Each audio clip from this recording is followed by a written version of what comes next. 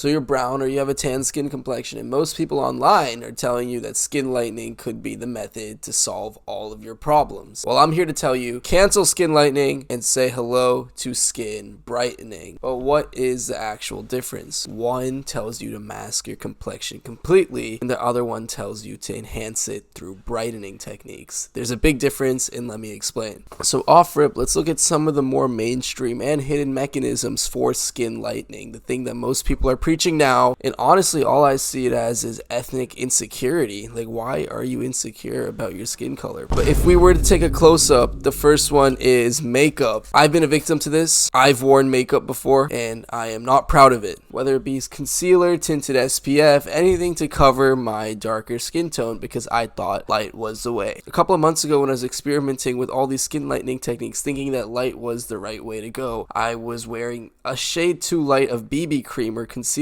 and the worst part is it was super obvious, yet no one would tell me until months later when I would openly talk about it. When I met this creator, Santa Cruz Medicinals, I wore the same exact tinted sunscreen, or I think it was a BB cream, and I put a little bit too much. It was not discreet at all, and I looked like an absolute clown meeting such a man of honor. And that was like a turning point, because I realized makeup and tinted sunscreen were not the best ways to optimize your skin tone, and I started reading into it, talked to a bunch of other creators in the space. That's when I realized skin brightening was the mechanism to actually achieve that complexion that you may desire. You're not covering your skin tone, you are enhancing it. So I'm going to start with the skin brightening laws, and the number one law I preach is Centella Asiatica. I'm not going to explain the science behind it, you can do that in your own time, but what it does essentially is even out and brighten your skin tone. And apart from that, there's obviously things like vitamin C as well, but what I see it as is you can use vitamin C, I have no issues with it, but I feel like Centella Asiatica is like that better looking Chad cousin that everyone preaches about. It's like the humble upgrade of vitamin C. So try out both, and whatever works for you, use it, because I can't really tell you what's wrong and what's right if both mechanisms are alright. And if we're talking about coloring and whatnot, the next stage is your grooming. The way you shave matters for your overall complexion, believe it or not. If you have a stubble and if it's not well groomed, kind of like mine right now, but I'm doing an experiment. But honestly, clean shave your cheeks if you want to see an overall glow. You can shave against the grain with the razor, use a foil shaver, use a trimmer, whatever it may be. Make sure your cheeks are completely bald. Because if you have something that's masking your skin tone, how are you supposed to see its overall brightness? If there's shade over it, if there's shadow over it, beard shadow. And there's so many other things I could talk about, like glutathione or alpha arbutin, and these mechanisms to brighten your skin tone over time, but it's not relevant because these are the only basics you're going to need to actually achieve less hyperpigmentation, better coloring, and overall a nice glowing face. But the one thing I would like to talk about, which is extremely taboo, but in order to improve your overall skin texture and skin evenness,